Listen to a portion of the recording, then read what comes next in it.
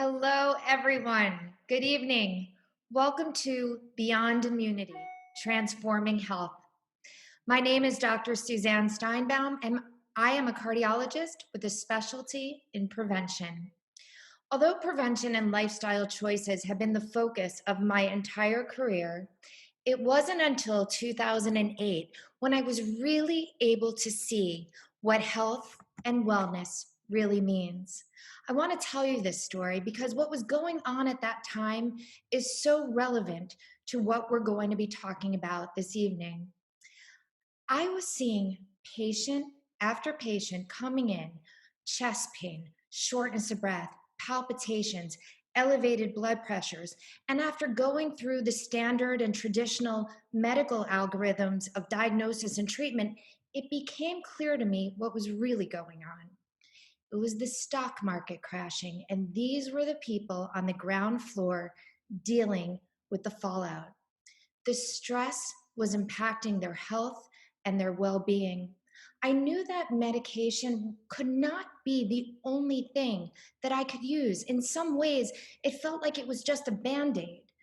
But there had to be some way to treat these people because of the connection between what was going on in their minds and what was happening in their bodies.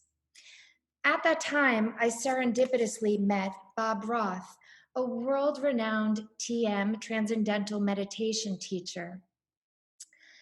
I wanted to talk to him to see if there was a way that I could actually bring TM to my patients. He suggested that I learn before I referred my own patients. I explained to him, very interesting, not for me, it wasn't for me, but thank you so much. I want it for, of course, my patients. Well, at that time, I was personally going through a divorce and was really suffering from the inevitable effects on my own body and on my own heart. And I decided I would give in and learn TM. It was really at that time when I realized having an internal toolkit to deal with stress, to manage our own health, was essential for all of us, even me. My personal story, I think, is relevant to each and every one of us. We all need our own personal toolkits. During this time of world stress, the medical paradigm of diagnosis and treatment is no longer valid. The focus needs to be more on how we can achieve our own maximum health. Now, it needs to be more about holistic healing and integrative healing. We need to go beyond these conventional views and focus on ourselves in a different way to reach ultimate transformation. Joining me today are my co-hosts, Dr. Robert Schneider and Dr. Remy Cato, along with our brilliant panelists, Dr. Nader, Dr. Mimi Guarneri, and Dr. Robert Luby, and Shankuri Wegman. These panelists will bring a point of view for us to learn not only how to boost our immunities, but also how to tap into our internal resources to achieve vitality and to reach true, sustainable health and overall well-being. And now I turn it over to Remy. Thank you, Suzanne. Really nice way to introduce this evening. I am thrilled to participate in this event. For me, this is the first venue where thought leaders in the fields of integrative medicine, functional medicine, and traditional medical systems, such as notably Ayurveda and yoga, share their knowledge and insights about health in general and immunity in particular. Nature and the human condition are complex phenomena. No one single worldview or discipline or paradigm can fully capture or explain the wonders of nature. But this evening, we will do our best to share knowledge and multiple perspectives to develop new insights and understanding as they pertain to health and immunity. And I hope and believe that you will enjoy this event with our really wonderful speakers. Robert. Thank you, Remy. This is such an exciting confluence of luminaries. in the field of integrative health and functional medicine gathered tonight. I'm so thrilled to see everyone here and our large audience watching this webinar from around the world. Everyone has such an important point of view around this idea of going beyond conventional perspectives on immunity to transforming our health for higher states of well-being and happiness. Along those lines, I'd like to introduce a world leader in the area of health, wellness, and consciousness. Dr. Tony Nader is an MD and PhD, trained at Harvard University and Massachusetts Institute of Technology. He's a neuroscientist, a teacher, and a scholar, and has spent decades researching the confluence of neuroscience and consciousness and health. And now he's applying those discoveries in practical programs through his leadership of the International Transcendental Meditation Organization, which has taught millions of people to restore their own inner health and well-being through these programs of yoga, Ayurveda, meditation, and consciousness. So please, Dr. Nader, will you share with us your thoughts on enlivening the body's own inner intelligence through awakening consciousness? And by the way, Dr. Nader is traveling tonight internationally, so we're unable to get his video feed, but we do have his audio presentation with us tonight. So please go ahead, Dr. Nader. It is a great joy to be connected to everyone on this conference, even though it's a webinar through a distance due to the conditions and circumstances of today. But it's a very important aspect of health that is being discussed, and it is my great joy that I can participate in this and highlight one very important aspect that is often ignored in the treatment of disease and the prevention of disease. There is, of course, the desire to have integrated medicine, which means a medicine that takes into consideration health from the broadest possible perspective, which means includes exercise, diet, daily routine, proper behavior, and paying attention to things that can harm the physiology, pesticides, organic food, and all of these aspects. And also giving the physiology and the mind and the body, the nervous system, enough nutrients, balance in minerals, balance in vitamins, and all these aspects. So these aspects are essential, and I'm sure they will be discussed in the preparation of the physiology to deal with any upcoming situations such as stress, fear, but also viruses, bacteria, stress in society, political upheaval, and all of that. Because if we want really to integrate all aspects that deal with the health of an individual and the prevention of disease, we have also to think of social context, education, and all aspects of the life of a nation, including defense, including the sense of well-being, the assurances that we give to the people. So it's a very wide range of aspects that need to be dealt with. And all these aspects actually come back to one very primordial and important reality and aspect of our human life, which is often ignored, because in general we have no means to address or to attend to that aspect. This aspect is what I would call consciousness or awareness. Consciousness is usually considered as either you have it or not. We have, of course, in medicine different states of consciousness, vegetative states, coma, and different styles of consciousness, but they are mostly on the lower level of consciousness.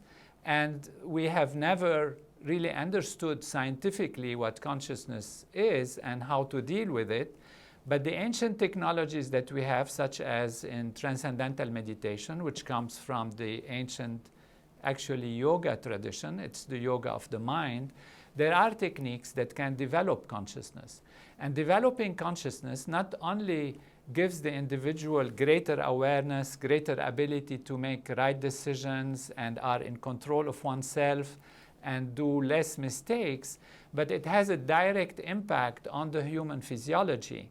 The changes in our awareness modify the way the nervous system works, and research has shown that there are changes in the coherence in the brain, for example, and how the brain connects with the different parts of the physiology, in particular the endocrine system and the immune system through the neuroendocrine axis or the neuroendocrine immunology axis.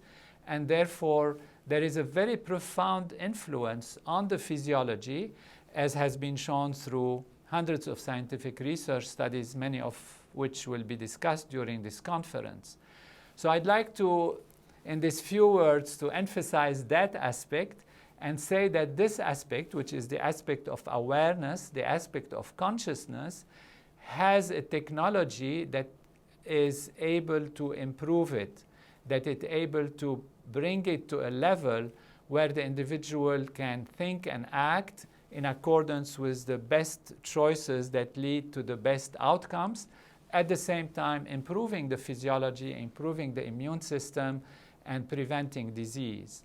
Consciousness also is very important during states of pandemics and epidemics of global nature, because when the nervous system is exposed to stress and strain, it tends to react and act in a way that is reflexive and defensive, such as the fight or flight response.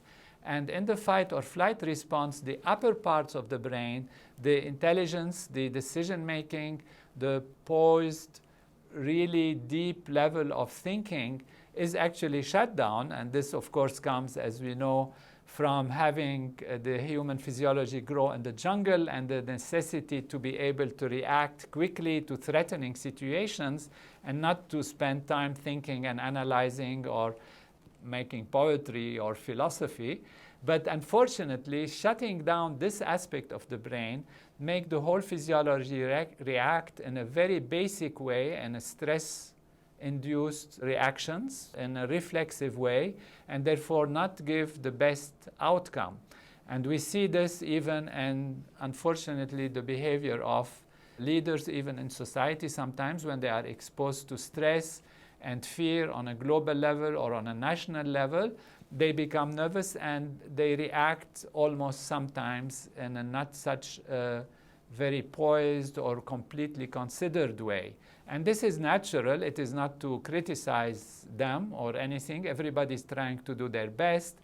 But what we're saying is there is a technology to allow the mind to settle down, allow the physiology to be calm, allow the mind also to open up, to be alert. It's not the settling down of sleep, because during these situations one have to be able to react, and therefore there is an activation of the nervous system. But this activation should be on the basis of a restful alertness, not on the basis of a stressful, chaotic situation where the physiology gets upset, the cortisol gets secreted in an imbalanced way, adrenaline goes out, and high blood pressure, and all of these leading to complications and inflammations in the physiology.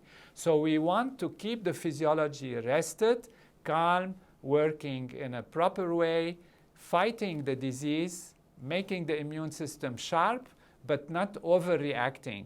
And that is very profoundly influenced by the awareness of the individual, by the state of their mind, by their consciousness.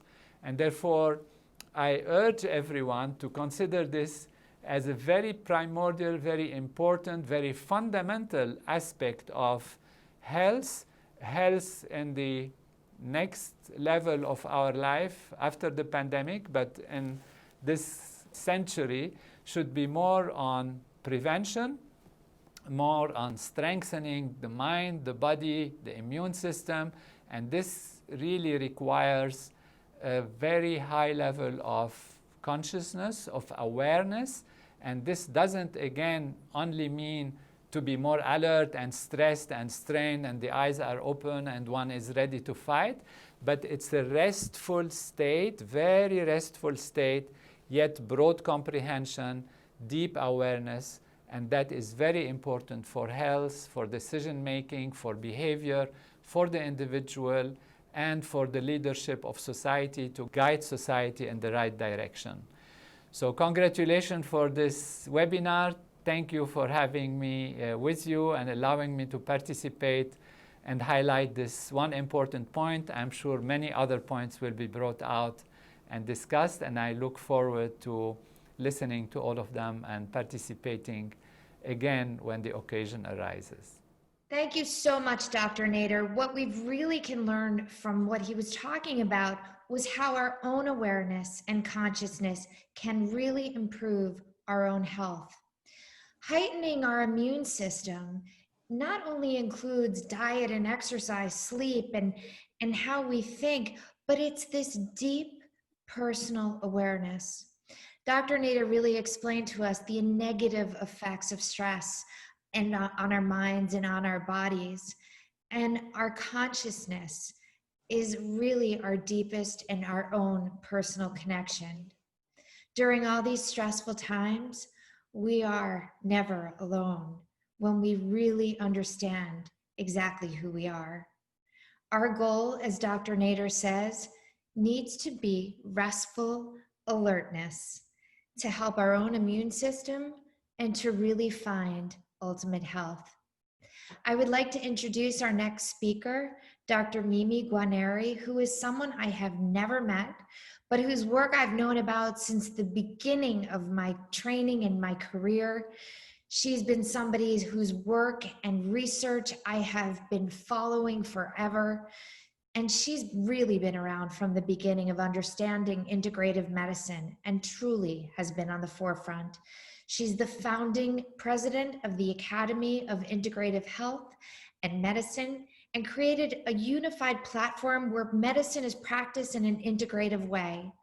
I truly can't wait to hear her talk, Creating Health, Enhancing Immunity, a Global Perspective. Thank you so much, Suzanne, and I'm so glad you got to speak. Now, if I can get my screen to share, we'll be going really well. We'll see how that goes. So I'm honored to be able to talk about integrative medicine and the path I've taken, which, like Suzanne, has been one from being a fixer, one from mechanical fixes like coronary stents and things of that nature. And I spent many years of my life doing that. And in the 90s, with doing research with Dean Ornish was where I had my first opening and awareness of what really matters to health. And it's not just about having a stent placed, but it's about how you live your life and the people you live your life with and the way you respond to stress and tension. So I became acutely aware that Western medicine was great in acute care, but in chronic disease and disease prevention, Western medicine was less than desirable. What we learned from the Ornish research in the 90s was that 91% of chest pain went away through lifestyle change, which included yoga and meditation and vegetarian diet and exercise and so on. And so that sent me on a journey to really understand how to bring about practices into my practice that made a difference in transforming people's health. So my own mission became healing people and changing lives through science and compassion. And that's why I love Robert's work in meditation so much, because it gives us the science. I decided to take a global perspective today because I think it's important for us to talk about what the Lancet identified over 9 years ago now, which is the whole connection between human health and planetary health, with climate change being the greatest threat to the 21st century, but also our greatest opportunity. And as a clinician, even sitting here in La Jolla, I've had to face the fact that things like air pollution, which claims 7 million lives a year, and new infections like chikungunya and West Nile virus and so on. And now, of course, COVID-19, things we would never thought we would see in our backyard, fires and floods and storms, 100-year storms that are occurring monthly, are having a profound effect on people, both emotionally, physically, mentally, and spiritually. And as clinicians in the office, we have come to realize that the health of humans and the health of the planet are not, cannot be separated.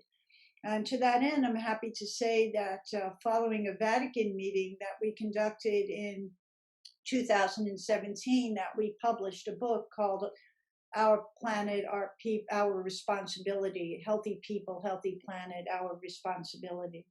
From a cardiovascular perspective, we know that, for example, heavy metals lead to cardiovascular disease. We know that we have changed our food supply with KFOSs and animals that have steroids and antibiotics. And the list is endless in what we have done. And what's really important here to me is that if we don't change our level of consciousness, if we don't think globally, we're never going to impact any of this. And my sad reality is I believe that the planet will remain. I'm deeply concerned about the health of humans. Many people may be aware of things like the small island of Tuvalu going underwater so many times that they have a deal with New Zealand to take all of their residents, that children attending school in Bangladesh have to do so on houseboats, on little boats, because they've been flooded so many times, they don't rebuild the schools. And so it's kind of sad to me that we spend a lot of time talking about things that I think are much less significant, which is why I'm honored to be part of this webinar. So when you think about chronic disease, you know, in Western medicine, we say, oh, take a cholesterol pill, take a beta blocker. Well, the issue is so much greater than that, right? It's and everyone knows this, it's the planet's health, it's our macro, micronutrition, it's our food, our exposure to toxins, and so on. So when we talk about immunity, right, how do we have healthy immune systems if we don't have healthy people to begin with? And how do we have healthy immune systems if we don't have a healthy planet? Another interesting area of research to me has been the work by Elizabeth Blackwell, Nobel Prize winner, who studied mindfulness in many of her research projects.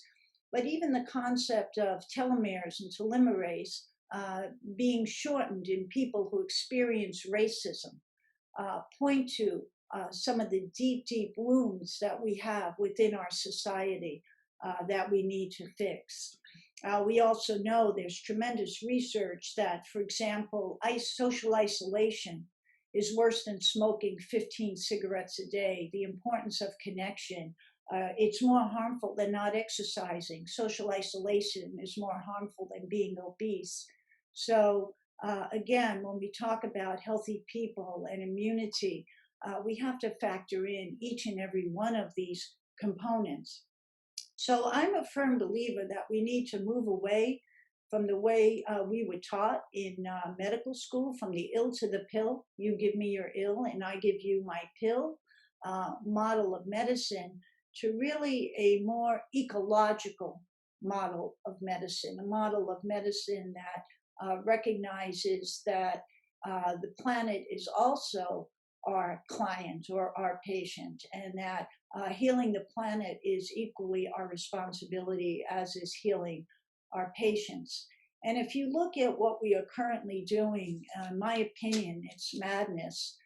So for example, if we subsidize, and we do, the dairy industry, if we subsidize the agricultural industry, and we make bad food cheap, right, and we allow high fructose corn syrup to go into everything, and people are getting sick from the food, right? And the agricultural industry is increasing greenhouse gas emissions. So what we're subsidizing is making us sick in many ways. And then we say, well, let's go on to the pharmaceutical and the hospital system, and let's have them fix us up.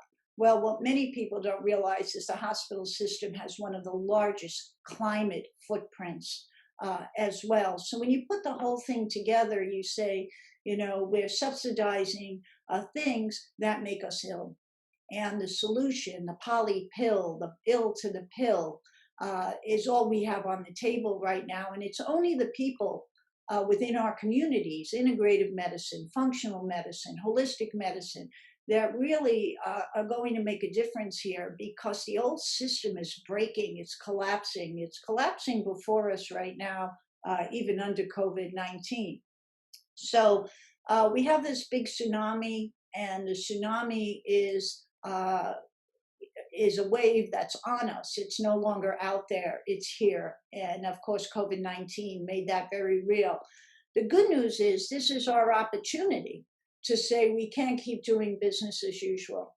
This is our opportunity to say we need a different model. We need a different model in healthcare. We need a model that embraces the health of the planet.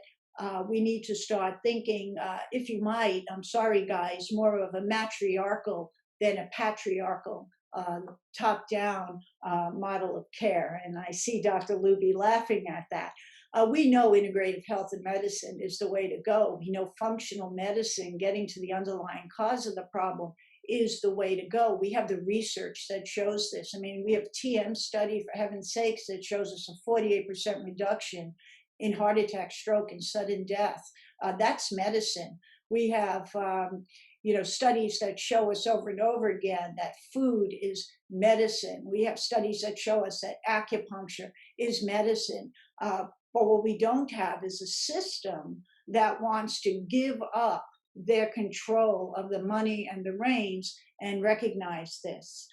We know from Ornish's research that we can reverse coronary artery disease. I was part of that. We know we can halt prostate cancer. So I want to read a quote to the group, and I'm just going to lean to the side to do this, because I think that Pope Francis has this perfectly. Pope Francis in Laudato Si says, "We are not faced with two separate crises, one environmental and the other social, but rather one complex crisis, which is both social and environmental. And the same mindset that stands in the way of making radical decisions to reverse the trend of global warming, it's the same mindset that doesn't eliminate poverty, that doesn't bring health care to all, and that doesn't save the planet." So we need a new level of consciousness, and we need to keep doing everything that we can to bring that to fruition. So I think we are at a tipping point. And I say that in my last few minutes because the World Health Organization has embraced traditional medicine strategies, and they've stepped out and said that by 2023, we want all member states to bring back traditional strategies such as Ayush in India is doing. The UN has sustainable goals, development goals, and the number 3 sustainable development goal for the UN is health and well-being of people. We have the health center services over in London calling for exactly what we're calling for. Health and social, health as part of the community, just not part of a building. A meaningful scorecard, not just looking at a reductionist approach. Take this drug and look at how it impacts you. More focus on prevention, more focus on health creation than just treating disease after it happens. So we have amazing models out there, and we have models that are also more ecological based. And we have small groups of people all over the world doing tremendous things. And if I could show you my slides, which I'm sorry that I can't, we would talk about the NUCA system in Alaska, for example. I'm just going to give you three for examples, which the community was sick, diabetic, hypertensive, heart disease. Nobody went to the hospital. The hospital didn't resonate with the people. So the people took over the hospital in South Alaska, and they became stakeholders in the hospital and transformed the entire system to one where the ER visits dropped by 63%, patient satisfaction went up to 95%, a system of healthcare more in keeping with people's values. The Food Commons in Fresno, California, if you're not familiar with that, where the entire community grows food, sells food, gets to eat the food, and benefits from the sale of the food that they produce. A new model of economy. Health systems that are saying we'll have meatless Mondays, We'll source from local vendors and so on. All of these steps to me are steps in raising consciousness. And again, we will never have healthy people if we don't start to change the way we practice and the things that we do. At our own ashram in India, we had, and these are the pictures, I'm sorry I can't show, we went from burning coal to produce food for 10,000 people a day to solar power producing food for 10,000 people a day, to growing all of our own food on the land, to planting over 1 million trees, and so on. So it is doable. So I just want to end by encouraging everyone to read Berwick's JAMA 2020, 1 week old opinion piece. I hope some of you have seen it. It came out about a week ago. It's called The Moral Determinants of Health. And I know this group is probably going to believe in everything that's in there, but I just want to share what he calls for. U.S. ratification of basic human rights treaties and conventions of the international community. We, believe it or not, we are in violation of the basic human rights treaty and conventions. We do not enforce them. Realization of healthcare as a human right. Restore U.S. leadership to reverse climate change, end hunger and homelessness, and also to radically transform the U.S. justice system and to have a compassionate immigration system. Well, if all of this was to occur, healthcare is a right, compassionate immigration, we would have healthy immune systems. If we were participating in CSAs, if we were doing the things that we all fundamentally believe in, and we made not only healthcare a right, but integrative holistic medicine a right, where it's covered and paid for, and we focused more on creating health and less on treating disease, we stand a small chance of transforming at least our nation, if not the world. So thank you so much for the opportunity to be able to speak here with you. And I apologize, no slides, but it's fun to talk to. So thank you. So I would like to say, Dr. Granardi, that I have always followed you I've followed you for years. I'm an integrative medicine physician, and I've really appreciated your leadership in integrative medicine. And I really feel like I'm kind of glad that the slides weren't there, that we got to see you talk. It was absolutely inspirational and wonderful to just hear you identify real issues and also bring out the hope and perspectives and help a path forward. And I agree with really all that you said, pretty much, of course. I'm sure for all of us, it's very helpful to hear your perspective, integrating your experience in medicine and global perspectives. In hearing you talk, one image that came to mind relevant to this conversation is immunity, of course, but also that you talked about healthy planets, healthy communities, healthy people. Dr. Schneider, I think, is going to be talking a fair amount about that and connectivity next. So there's a really good connection there. But the image that really came to mind was a planet, a world that is under stress, and one can, and others have done this before, really use the metaphor of immunity of the planet, of the health of the whole systems, of our ecosystems, of our planet and larger. But it is absolutely imperative that we see ourselves as part of this larger whole, and that we are in a challenging, unhealthy system and planet. We're contributing to that unhealthiness, but we can also contribute to improvement of that. I so believe, and that's part of what we are all working toward. So I didn't mean to talk as long as this. I just wanted to tell you, I really thank you, Mimi, for your talk. It was really, really, truly wonderful, really wonderful. And it does lead in and provide a context that I think is fitting for our next speaker. It is truly my pleasure to reintroduce you to Dr. Robert Schneider. Dr. Schneider is an internationally known physician, scientist, and educator, and a leader in evidence-based medicine. For the past 30 years, he has directed or co-directed more than $25 million worth of research sponsored by the National Institutes of Health, the Department of Defense, and other federal agencies that sponsor research on mind-body medicine, aging, and cardiovascular disease. The results of this research has been published in over 175 peer-reviewed articles in journals and abstracts. Dr. Schneider is currently professor and dean of the College of Integrative Medicine and the director of the federally sponsored Institute for Natural Medicine and Prevention at Maharishi University of Management. Furthermore, he is the medical director of the award-winning Raj Ayurvedic Health Center in Iowa, and as such has unique perspectives that gives him insights on our modern healthcare system of health, of the ancient and traditional medical system of Ayurveda, all of which really brings to bear well to this discussion, and I'm sure you will all very much enjoy this discussion on the importance of connectivity for health and immunity. So without further ado, Robert. Yes. All right. But now I'd like to talk about the power of connection and the loss of connection, which we just experienced a moment ago technologically.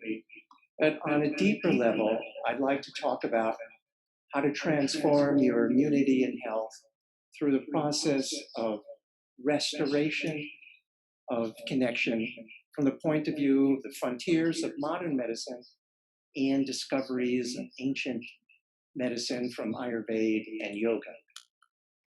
Modern medicine's been talking about this as deaths of despair, as an era of deaths of despair due to loss of connection with our inner selves. There was a report in the Wellbeing Trust just about a month ago in accordance or in association with the Academy of Family Practitioners that discussed how the epidemic within the epidemic relates to COVID-19 having an unprecedented impact on our world, which we all experience. And along with tens of thousands of deaths in the US, COVID overlays the growing epidemic of deaths of despair.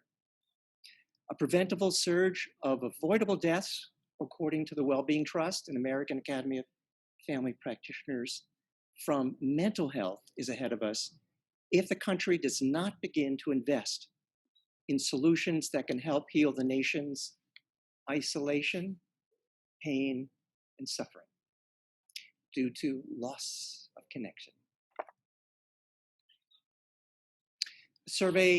Two surveys published just last month of healthcare providers and the general population reported that 25% of healthcare providers, like us, and the general population are depressed.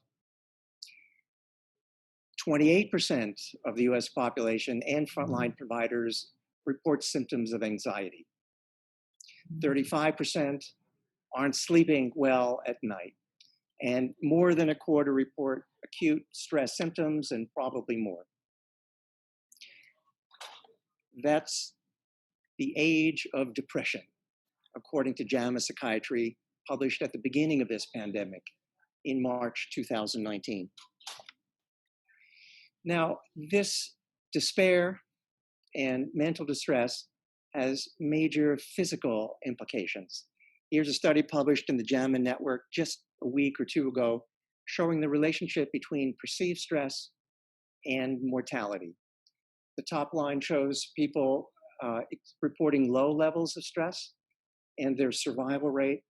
The green line shows people reporting high levels of stress over 4 years' time and their survival rate. Substantially lower survival, that means increased death rate, amongst people who report higher states of despair. I think Eyewitness News got it right. The coronavirus, the stress it causes, and your immune system are all totally relevant for this time. Because the relationship between the brain and perceived stress and the immune system and our cells are mapped out very well now by modern scientists. At the top of this diagram, for those of you who are not physicians in the audience, it shows the relationship between the brain and stress and firing of the sympathetic nervous system and the neurohormones associated with stress, like cortisol and others, affecting the immune system. In the middle of this diagram, dysregulating the immune cells, disimpairing or impairing the immune cells, and reducing immune effectiveness. And this in turn affects the cells in our body. The lower side of this diagram, you see cellular senescence, which is a technical word, means cell death. So the brain and stress translates into impairing the immune system, and that translates into impaired disease cells and cell mortality. So that's the mind-body connection, totally relevant to our time today and preventing the current health crisis and rising above it to higher states of health, which is the theme of our webinar today. How are we going to do that? Let's look to the frontier of modern medicine, which is called systems medicine. This systems medicine looks at the networks within our body and their interrelationships. On the upper right of this diagram, you see the network of society, of community. Dr. Guarneri talked about planetary health and planetary consciousness. That's a network. And within that are individuals. And each individual is made up of a series of networks. There's a network of the organs, and then the organ systems, and then the cells, and then the DNA, which is itself a network of molecules. But there's even a more profound level in the human system. And that I'd like to show you in this illustration. On the left-hand side, we see an expanded view from modern systems medicine. Beginning at the top, we see planetary health, actually the health of the whole ecosystem that we're connected with in the universe, and then society, and then an individual within society. Individual is made up of organ systems, organs like the heart and others, tissues, cells, macromolecules, and then proteins, RNA, and DNA. But what makes up DNA is at the end of the story. No, our quantum physics friends tell us that DNA is made up of the laws of biochemistry. Our biologist friends tell us that the laws of biochemistry are made up of the laws of chemistry. The laws of chemistry are made up of laws of physics. And then our quantum physics friends tell us that physics is ultimately described by the field of quantum physics, which describes matter fields and energy fields, electromagnetism, light, and then protons, neutrons, and electrons. And every day it seems like there's a new subatomic particle or field proposed or discovered. But these fundamental basic quantum fields of nature, according to Einstein and contemporary quantum physicists, have their basis in a single unified field of all the laws of physics, at the basis of all the laws of chemistry, at the basics of all the laws of biology and physiology. Therefore, the human system has its ground state in this unified field described by modern science, its micro state in that singularity, that unified state, and its macro state in the universe. That's the network of networks. And you know what? The most ancient health sciences of Ayurveda and yoga describe something very similar. They describe how human beings are a microcosm representing the whole macrocosm and have the whole basis, the intelligence of physiology and actually intelligence of the universe deep within themselves. On the right-hand side of this chart, you see that illustrated and how Ayurveda and yoga describe how one can use technologies for health at each of these different levels, at the macro level, at the physiological level, at the quantum mechanical level, and ultimately there are technologies to operate on the level of the unified field, the basis, the inner intelligence of the body. Dr. Nader was talking about enlivening the inner intelligence of the body with these Ayurvedic technologies, meditation, particularly transcendental meditation, transcending to that innermost level, is one of those technologies to restore balance. And there are many others also. This is a summary of that perspective, the 4 domains of total health. This is a seminar on integrative medicine, on holistic medicine. From the Ayurvedic and the modern systems medicine point of view, you've got to consider the environment. Dr. Guarneri was highlighting that exceptionally. You've got to consider the body. We've been doing that for a long time, although on a gross level or on a level, need to go further on that one. Got to consider the mind. And now we have to consider what's been largely missing from most modern understandings of medicine, traditional and contemporary, is the inner intelligence of the body, the inner self. In the spiritual traditions, this is called the self or cosmic self or the intelligence of the universe. In the language of modern physicists like Dr. John Hagelin and others, this is the unified field at our basis. These are the 4 domains, and I call this the connectome. We have the genome, which is the system of all of our genes and all of our DNA. We have the microbiome, which is the system of all the microorganisms in our body, which are more than the cells in our body. But now we have the connectome, which is the system of systems that connects all levels, all the networks that comprise our health. And we have to consider our connectome, connect with all these levels to have total health, is the main point of this convergence of the most modern medicines and the most ancient medicines. Well, how are we going to do that? Well, if we look at JAMA Psychiatry from just a couple of weeks ago, psychosocial interventions in immune system function. This article is a meta-analysis of dozens or 100 studies on various psychosocial stress-reducing interventions and concluding that psychosocial interventions are reliably associated with enhanced immune function. Well, we know the theory of that now, the model that we just reviewed a few minutes ago, and therefore may represent a viable strategy for improving immune-related health. There are many psychosocial interventions for reducing stress. I'd like to highlight a comparative effectiveness study that was recently completed and published in Lancet Psychiatry that was funded by the Department of Defense and US Army, who wanted to find out what psychosocial stress-reducing interventions would be effective in US war veterans, in this case in the San Diego VA hospital, because war veterans have a high level of PTSD, but don't we know now, a year or two after this study was published, that almost everyone seems to be suffering these days from some level of post-traumatic stress.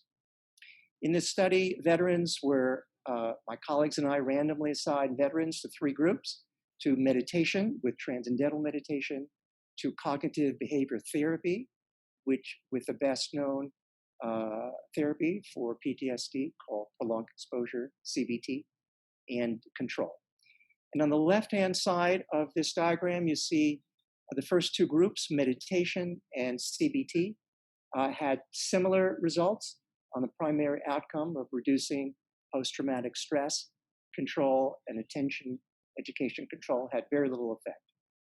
In the center part of this diagram, we're looking at a secondary outcome of self-reported stress symptoms.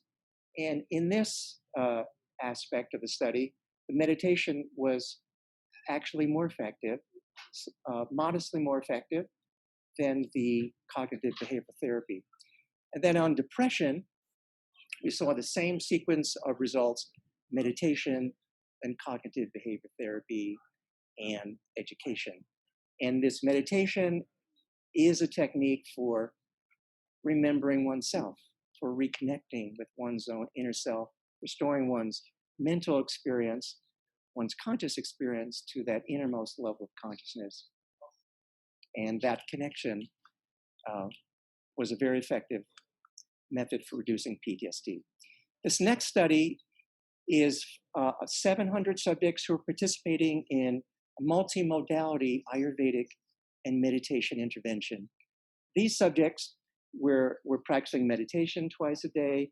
They were consuming an Ayurvedic diet, largely plant-based, according to their mind-body type and their current situation, practicing yoga asanas, taking Ayurvedic herbal supplements to boost their immunity, health, and well-being. And we're following, on average, very much an ideal daily routine according to circadian rhythms, including the sleep cycle. These 700 subjects were compared over 4 years to several 100,000 controls and norms for their region. This is from health insurance statistics from that were gathered from Blue Cross Blue Shield. And I want to zoom in the areas that are circled. Respiratory diseases were about 80% reduced in the Ayurvedic healthy lifestyle group compared to controls. And infectious diseases, hospitalizations for infectious diseases in the second row, that circle, were about 90% reduced. This was done several years ago, but we would imagine very relevant to today's healthcare crisis. Managing their lifestyle. In conclusion, I'd like to say that connection is the key theme that I'd like you to take away tonight. To transform your community and your health. And the connectome is your innermost self, your mind, body, and environment. And if we can restore balance on each of those levels and the relationship between each of those levels, then we've got total health. And the data shows that practicing the practical technologies to restore balance on each of those levels, and therefore in the wholeness of health, meditation, healthy diet, yoga exercise, herbal supplements, daily routine, are all practical technologies. We'll hear a lot more about those in later parts of the webinar. But I have to say, I'm here at Maharishi International University. I teach doctors, the graduate students, the PhD students, and the undergraduate students. We have a rich body of resources here, and anyone could take advantage of these programs. As physicians, for self-care, so important, and for your patients and everyone listening tonight. So yours for total health, and back to you, Suzanne. I love this idea of the connectome, because everyone's connectome has sort of been shifted and is in disarray. And what our jobs need to be now is how we restore this connectome, starting with ourselves, our own health, and our own wellness. I always say to my patients, you got to learn how to live from the heart, that you really have to understand what makes you tick internally, what makes your body function the best, what makes you feel good. And to really think of it on this bigger picture of the connectome, I really appreciate. So thank you, Robert, so much for that. I'd like to next introduce Dr. Robert Luby, who's the Director of Medical Education Initiatives at the Institute for Functional Medicine and also a family medicine physician. His talk is Functional Medicine and the Citizen Artisans of Health. Thank you, Dr. Luby. Looking forward to hearing your talk. Thank you, Suzanne. I'll see if I can share my screen or not here. So this is so wonderful to be contributing to this. With each successive presentation, I'm getting more and more inspired. I can actually feel my telomeres lengthening. So, functional medicine and the citizen artisan of health. We know that citizen scientists are transforming the various fields of science. I propose that we will need citizen artisans to transform health. So I'll ask us all to just close our eyes for a moment and imagine, what is an artisan? And what does an artisan do? What does an artisan need in order to do what they do well? And how does an artisan become an artisan? When functional medicine is practiced well, it is health artisanry. And for those of you who are unfamiliar with functional medicine, here it is in a nutshell. For you practitioners out there, it is disease agnostic, meaning you can help patients even when they have mysterious undiagnosable conditions. And for you patients out there, even if you have an undiagnosable set of symptoms or a mysterious syndrome, you can be helped. Because what we focus on in functional medicine is physiological function, hence the name, functional medicine. Now, form follows function, which means function determines the form of something. And if form follows function, what does function follow? What determines physiological function? It's the environment. So when we assess a patient, we're assessing their entire environment, not just toxic exposures, but the entire lifetime aggregate of what we consider their environment writ large, as I'll explain in just a minute. And when we get into our therapeutic mode, we're helping the patient modulate their environment. Because if form follows function and function follows environment, modulating the environment improves function and health is created. Now, in the times of the COVID pandemic, what we're finding is the individuals most vulnerable are those with chronic diseases, complex chronic diseases. And our current healthcare system was designed originally to address mainly acute illness, especially acute infectious illness. And it does quite well with that. But the strength of functional medicine is actually in addressing these complex chronic diseases, and here's why. If you take a disease like diabetes, chronic complex disease, there are many possible underlying contributors. And we know that each patient has some of these, but not all of these contributors.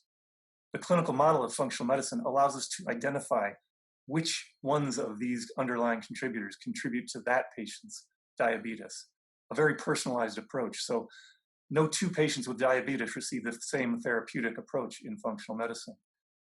And in the bottom half of the diagram, we know that any of these underlying contributors, such as inflammation, will not only cause diabetes, but can cause many other diseases.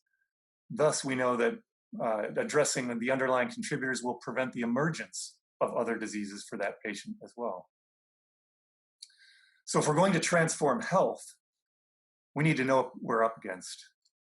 We're up against a mindset of disease. So let's take a brief history of disease, a brief tour here, focusing on the actors and the evidence. Way back in the beginning, we had the afflicted and the healer, and the evidence was oral tradition. That wisdom and knowledge passed on from generation to generation of healing. And then in more modern times, we had the patient and the physician. And the outcome of the encounter really depended on the skill of the physician. In other words, we had eminence-based medicine. With the corporatization of medicine now, we have providers and consumers of healthcare services. And we have evidence-based medicine with our large randomized controlled trials, our p-values, our statistical significance. But this isn't the personalized medicine that we need so desperately. This is really population-based evidence, what's best for most of the people, most of the time. Now, in functional medicine, we do follow this, but we also need to do more than that. So when we train our practitioners to become functional medicine providers, we train them to view the patient not as a consumer, but as a unique individual, and to generate that personalized evidence, which we know in the terms of antecedents, triggers, and mediators, mental, emotional, and spiritual factors. Antecedents are any factor in a patient's life which has a delayed effect on affecting their physiological function, such as genetics, but more importantly, environmental influence that change genetic expression. In other words, epigenetics. Anything that has a delayed effect on physiological function is an antecedent. Anything that has an immediate effect on your physiological function is a trigger. And then those current issues in your life, those current factors that prevent you from improving your physiological function, those are the mediators, and they're often modifiable lifestyle factors. And then we pay attention to the mental, emotional, and spiritual factors.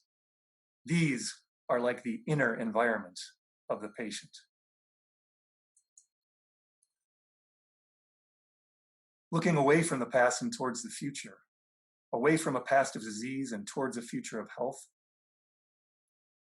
I'll invite you to call your imagination into play again and step away from the world of medicine for just a moment.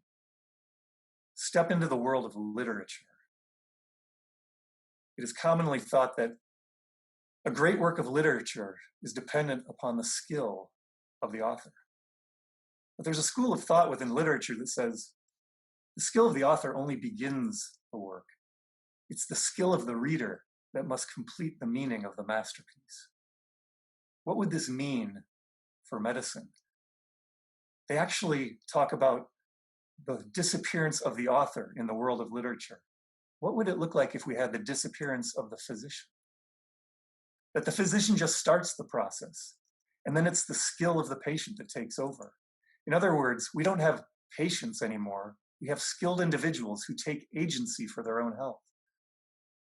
They understand that disease is not a fate. Health is not luck. Health is actually a skill set. And they take the personalized evidence generated by their skilled physician and they personify it, they put it into action, and they become a citizen artisan of their own health. Well, this is functional medicine practiced well. This is health artisanry. Now, this is the tool of the functional medicine clinician, the matrix. On the left side, you can see the antecedents, triggers, and mediators of which I spoke. At the base, the modifiable lifestyle factors. In the center, the mental, emotional, spiritual factors. And around that center are the 7 physiological functions or clinical imbalances around which a functional medicine clinician organizes their thinking and makes their clinical decision. This in aggregate represents the patient's environment of their entire lifetime. Embedded within this clinician's tool is also the skill set of the citizen artisan of health. We've got the modifiable lifestyle factors and the mental, emotional, spiritual factors. And these represent skill sets that patients can learn to take agency over their own health and improve their physiological function and transform their lives. Now at IFM, the Institute for Functional Medicine, we've developed a toolkit for clinicians, but also a toolkit for citizen artisans of health. Let's just take a brief tour. The Diet, Nutrition, Lifestyle Journal helps you understand how what you eat will affect how you feel and how you move and how you sleep and how you handle stress. We have many tools for nutrition to help you choose nutritious foods. We have multiple food plans which can be personalized according to your conditions and your environment. And the health artisan needs to learn the skill set of sleep. We've got toolkit items for that. The health artisan needs to learn relaxation. That's a skill for which we also have toolkit items. Stress avoidance, stress management, perceiving stress differently. That's a skill set of the citizen artisan of health.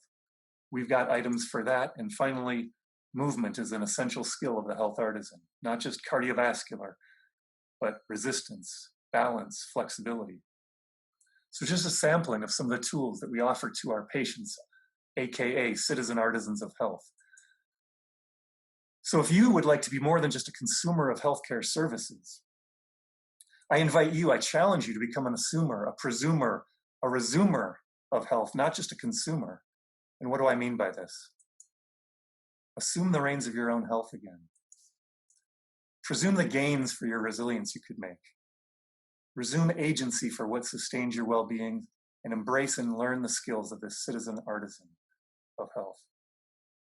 And if you practitioners are inspired to be more than just a provider of services, wouldn't you like to be a master craftsman or a master craftswoman of health, taking on your patient as an apprentice, generating that personalized evidence, helping them personify it and become a citizen artisan of health?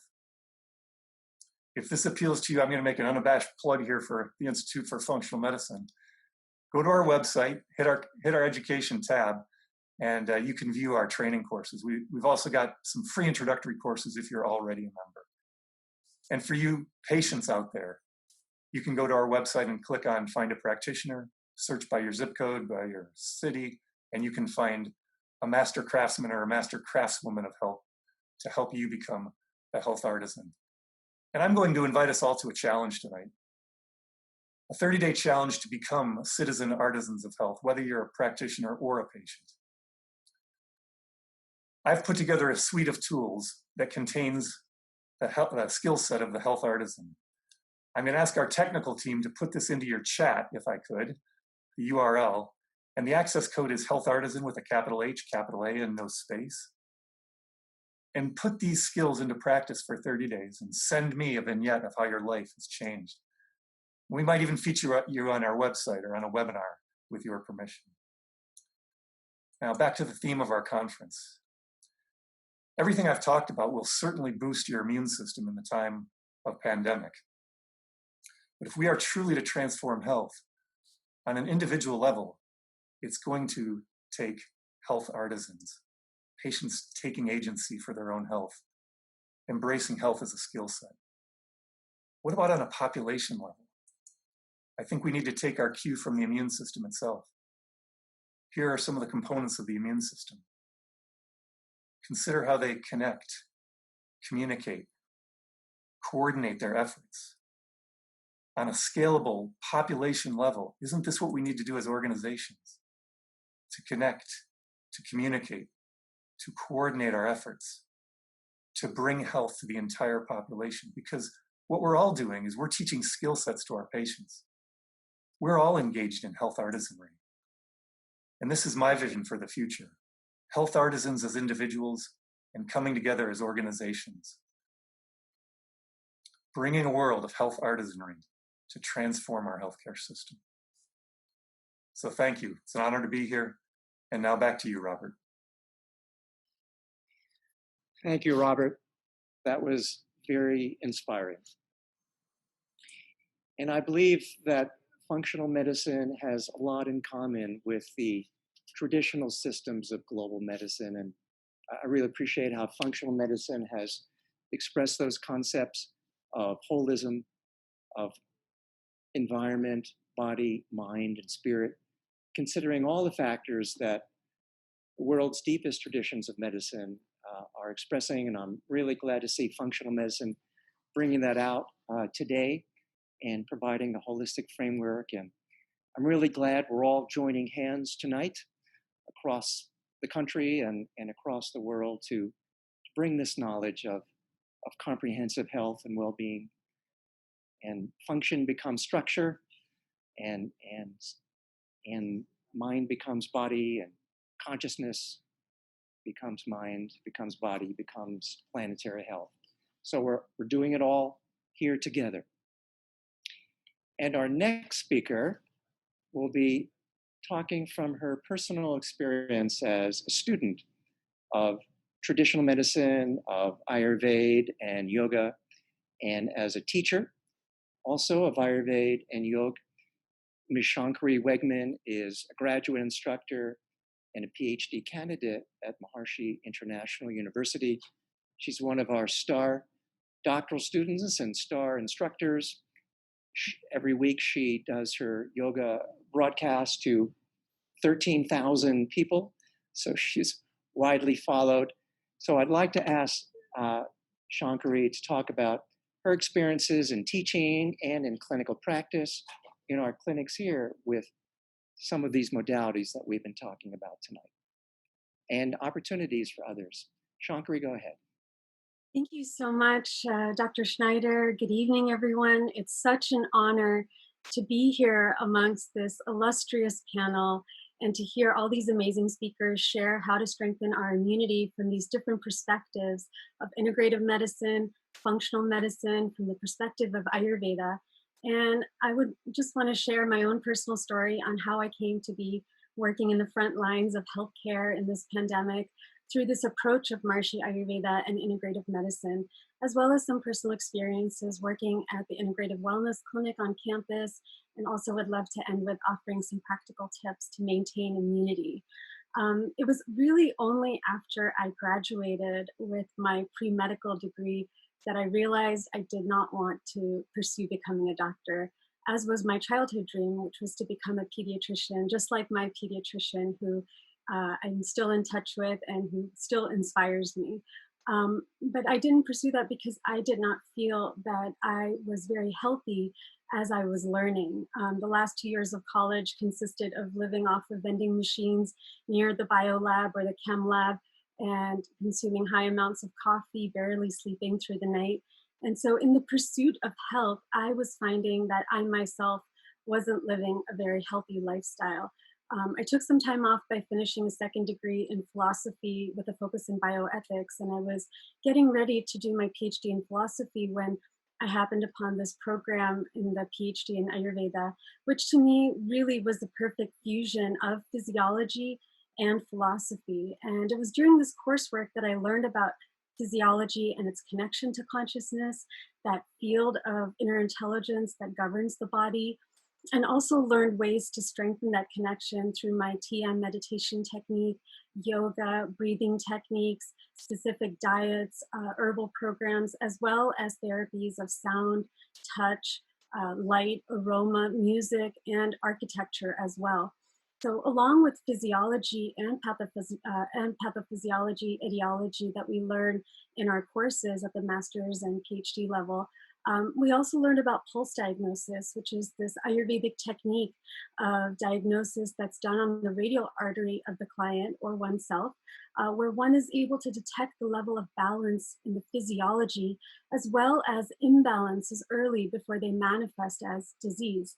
Reading the pulse allows one to determine where the imbalance is and how to help with the restoration of balance. And this technique and mode of knowledge really allowed me to connect with myself in a much deeper way when I read my own pulse, but also allowed me to connect with my client in a very unique way at the level of consciousness. Going through the whole degree program, I could really feel knowledge becoming lively in my physiology. It was not something theoretical that was outside of me, but it was something that I was experiencing as a lively reality. So it was amazing for me to experience knowledge and health at the same time, whereas before I felt very stressed as I was learning. But this was just such a joy. I just wanted to learn more and more. Immunity, I learned from one of our Ayurvedic doctors, Vaidya Manohar, is really that state where that I is in unity. He describes it as that state where immunity or unity, that lively inner intelligence, is where every part of the body is acting in perfect coordination and connection with the wholeness of the physiology, so that all levels of mind, body, emotion, spirit are functioning in wholeness. And I love learning and growing within myself, which is why I've pursued this knowledge more with my PhD, which lies in creating an Ayurvedic curriculum that can be taught in medical universities so that doctors going through the program not only understand how to help their patients upon graduation, but also themselves as they go through medical education. And it's so exciting to use this knowledge that I learned in my master's and PhD program at the Integrative Wellness Clinic on campus, just to be able to put this into use. And we've seen numerous cases of clients who've experienced so many health issues leave the clinic feeling calmer and less stressed. I'll never forget one client who came to the clinic with fibromyalgia, and fibromyalgia is often triggered by stressful events. And she told us her history of massive anxiety, chronic insomnia. And when we took her pulse and went over her health history, we gave her some recommendations and some treatments of panchakarma that were targeted to create more balance. And within one day of these Ayurvedic treatments, she was able to sleep for the first time in years. And I can't tell you how inspiring and powerful that was for me to see the effect on someone who hadn't been able to sleep in years just because of pain, who was able to enjoy a deep, restful night of sleep. It was so humbling and beautiful. I'll never forget that. And within 1 week, she was reporting she felt like a changed person. She learned to meditate. She was able to effortlessly fall asleep and then stay asleep. She felt less stressed and anxious during the day. She had less pain. And within 3 months, when she came back for her follow-up, she was like a changed person. Her face was brighter. She was smiling. She was able to walk unassisted.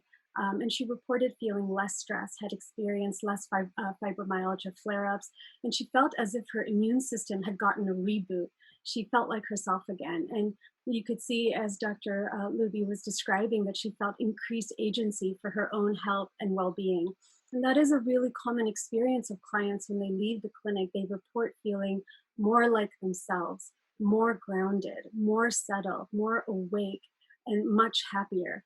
this can be seen in the physical improvements of health as well. We see that their blood pressure values begin to balance out, their PSA values, for example, decrease, their cholesterol values improve, and various other markers of the influence of stress affecting the physiology improve through these different modalities of Ayurveda.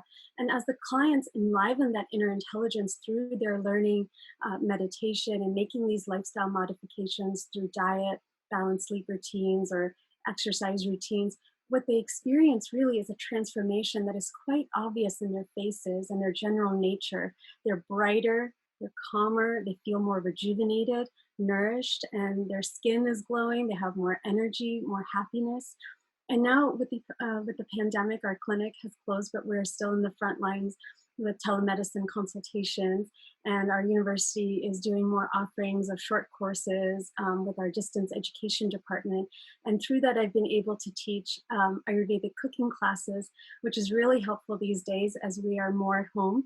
And so, how we can connect and nourish ourselves by focusing on immunity in every single meal is something that's so lovely to be able to do. We've extended our outreach through our Zoom webinars, one of which that I'm so honored to be part of is our yoga initiative, where we have over 15,000 yoga participants around the world.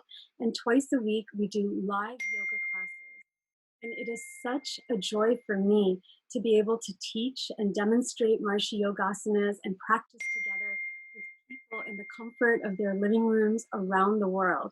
So in a time where it's easy to be disconnected from others, this yoga program that we're offering is such a lovely way not only to be globally connected as we practice yoga together, but to really have that deep connection within ourselves and really live that value of health with every single breath. And I'd love just to share one experience of a yoga participant from Albania. She writes that I regularly practice TM, but now that I add that set of yogasanas in my daily routine before meditation, everything is much different. I find it easier to relax even after long and tiring, stressful days of duty shifts. I feel like the bliss visits me more frequently. And I thought that was just beautiful, that value of bliss visiting oneself more frequently. That's really that inner nature, that value, that field of bliss that we are from. And so I would just like to end with a couple of practical tips of what we can do at home to maintain immunity.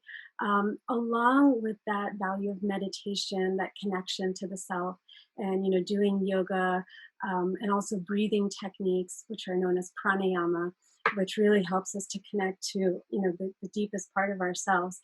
Some other things that Ayurveda offers is really to be in connection with the rhythms of nature. This is something in our 24/7 world where we're always connected by our phones or internet and technology, which is wonderful to have. But even with that, feeling of technology connecting us so much, we can actually feel increasingly disconnected from ourselves, and we can stay up very late or wake up very, very late, almost feeling disconnected from everything that's going on in the world around us. So some tips from Ayurveda is just to be in the cycles of nature, to go to sleep when nature goes to sleep, wake up when nature wakes up. And this really allows our immune system to maintain consistently this value of strength, vitality, and improved energy during the day, as well as in our sleep, a very nourishing value of our sleep.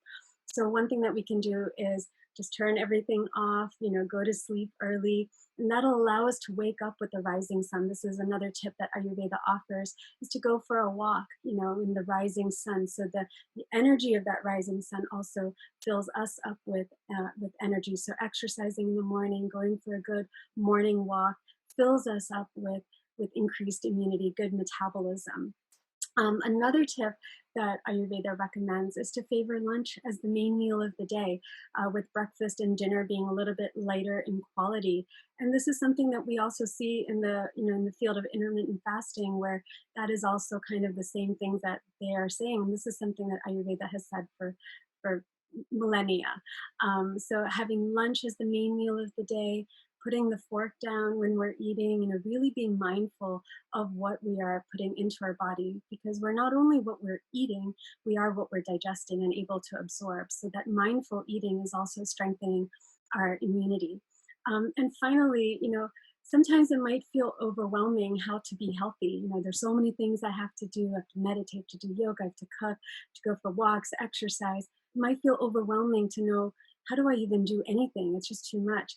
And so my final tip is just to start. Wherever you are, just start. Whether it's meditation or going to bed, because everything influences everything else. So wherever you are, whatever you're doing, it's affecting everything else. So if you're wanting to exercise, just to do that consistently, because that's affecting our sleep, that's improving our sleep, it's improving our emotions. If it is to go for, yoga, meditation, that is helping everything. It's dissolving that value of stress, allowing us to come back feeling more reconnected, rejuvenated, and it's restoring that value of balance. Having good meals, nourishing, that's nourishing everything in our physiology. So wherever we are, we just start. And knowing that it is connected to everything else. So every single part of ourselves is connected to the wholeness of our being by just starting. And so the final thing I'll say is also to please join us. There's so many different offerings, and we would love to connect with all of you as we all connect with ourselves. And so in this way, we can not only individually experience this value of well-being and connection, but also we feel that extension of well-being and connection with our families, with our community, our nation, and our world as we all come together with this common purpose and intent. So thank you so much for allowing me to be here, and it's such a pleasure and honor to be connected with you. Thank you so much, Shankari. That was just beautiful and inspirational to listen to. Just mentioning how to achieve health by finding some balance gives us a little bit to grab onto and something that we can really take away. I love this idea that as you were learning, you were feeling knowledge in your physiology. And I think tonight was really about us gaining that knowledge and feeling it in our physiology. If knowledge isn't power and isn't the essence of being alive, I don't know what is. I feel like all of us probably have transformed just a little bit tonight. I'm hoping that we can just take a little time and answer some questions as the night is getting on to be later and later. But I would like to start with Dr. Guarneri, if I can. Are you with us? I'm here. I'm here. Great. You mentioned several different aspects of health and well-being and the dysfunction with it, the food industry, all the psychosocial issues that we're dealing with, the hospital system as an industry. What do you think would be the best model of healthcare, or where would you recommend that an individual starts? Well, I think we have to start locally. I think we have to start within ourselves, as you just heard, within our families and within our communities. So health creation should be a community effort, not a hospital effort. Hospitals should be over there to do the acute care thing. Hopefully we don't need them. So for me, it begins at home, and it begins in the community. And creating healthy communities is everything from having paths that people can walk on, the elimination of toxins and factories and communities and dilapidated homes, leaching toxins and so on, healthy resources for good food that we can afford. So that would be my first step. And one of my personal commitments is to continue to educate people to take, as Robert was saying, to take charge of their own health and their family's health and well-being. The healthcare system will not do that for you. I couldn't agree with you more. I think that we all really need to come together. And I think this community concept of having health within our own environments is exactly where to start to really change the world on a bigger level. Dr. Schneider, let me ask you, you mentioned TM and Ayurveda. Where can we all find out more about those two things? There are many resources available. Marshy International University is offering a number of free resources, miu.edu. They're free courses for the general public in Ayurveda and self-care. They're free programs for health professionals. Heal the Healers now is offered by MIU in coordination with the David Lynch Foundation, where frontline medical professionals can learn meditation, transcendental meditation for free as part of this pandemic period. Also, MIU has bachelor's, master's, and PhD courses and online courses. So there's a wealth of resources for everyone, and those websites will be shown for MIU and all of the sponsoring organizations at the end of this webinar. Thank you. I think it's worth all of us really investigating and jumping on board and seeing how we can use these resources to really help ourselves. Dr. Luby, can you provide some examples of antecedents, triggers, and mediators? Sure, that's a good question. And those do represent a person's environment, truly. So antecedents, things that have a delayed effect on physiological function, they're often factors such as nutrition, eating an unhealthy diet based on highly refined grains, for example, changes the expression of certain genes that upregulates inflammation. Doesn't have an immediate effect, but over time, if you're eating that kind of diet for a long enough time, you will have deterioration of your physiological function. On the contrary, eating a healthy diet upregulates genes for anti-inflammatory effects and actually starts to create health. A trigger can be in the form of a food trigger causing a sensitivity reaction. And the way we approach that is not really to address the food, but to address the health of the gut. Because if we change the health of the gut, the food no longer becomes a trigger.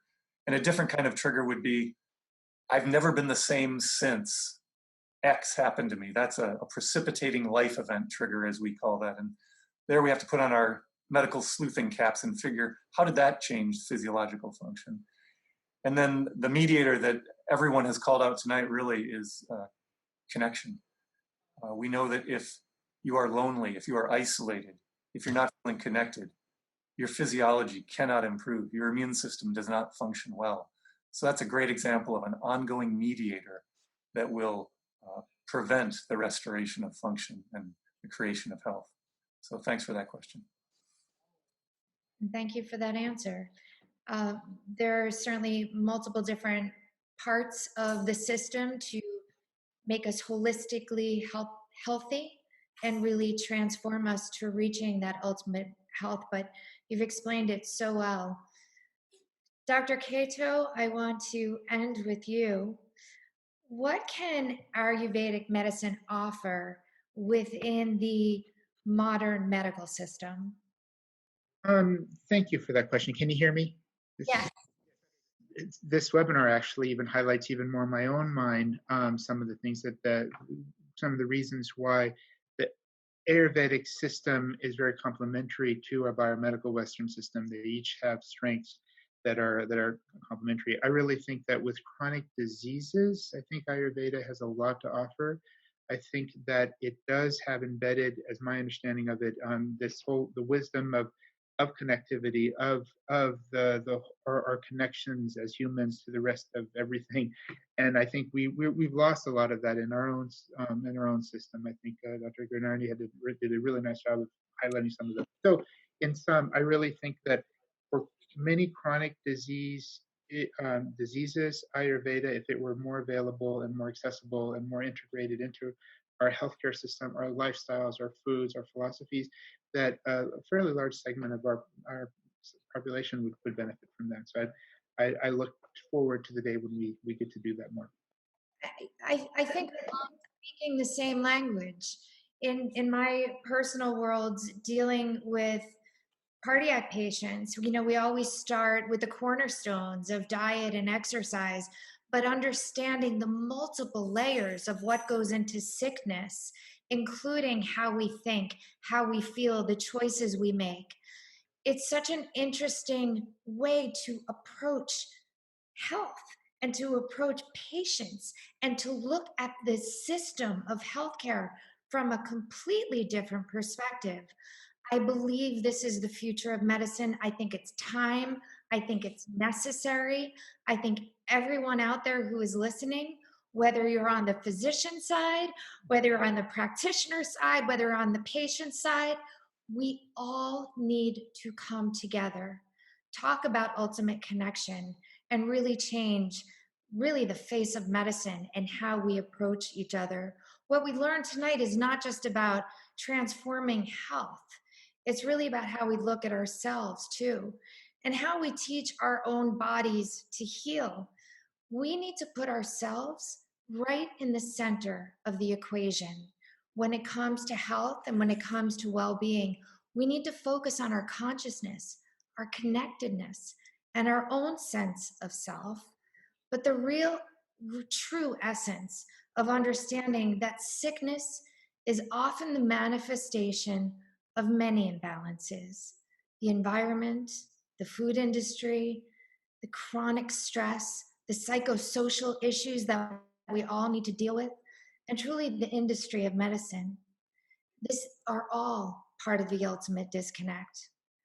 The more that we become whole, the more that we are in charge.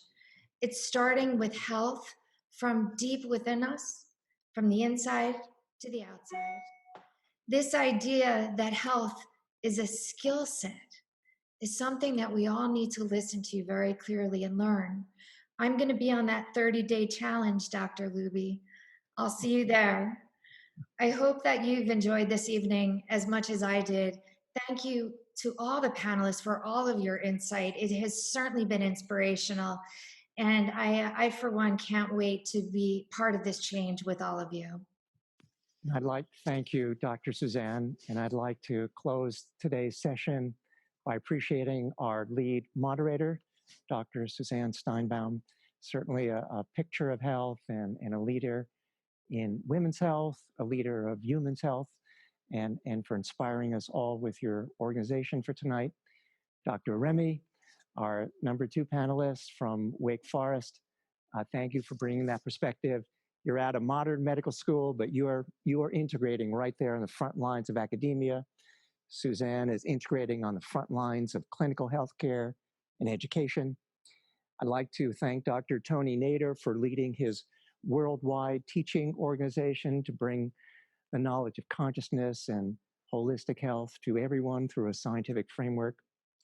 Dr. Mimi Guarneri, who I've known for many years and many decades, who doesn't need any exclamations. We all know that she's a national and international leader, and we're blessed to have her with us tonight. Dr. Robert Luby, leading in the field of functional medicine, for a lucid presentation tonight. And Dr. soon-to-be Shankari Wegman, you can sign up for her, you can get a place in her 15,000 person yoga course, or you can enroll in her master's in Ayurveda and integrative medicine, which only has several hundred students in our distance education program and still enrolling for the fall. I'd like to encourage everyone to take a 30-day challenge, a 1-year challenge, a lifetime challenge. This is just the beginning. Let's take this time as a new beginning. The theme of this conference and this webinar is using this time to go beyond our conventional boundaries, beyond our personal boundaries, using this time of crisis as a time of renewal and as a time of transformation. Tonight we've heard amazing knowledge and have had introduction to amazing practices and technologies that all of us can use for ourselves and with our patients, with our clients, and our students. So let's all do it together, and see you next time. Good night, everyone.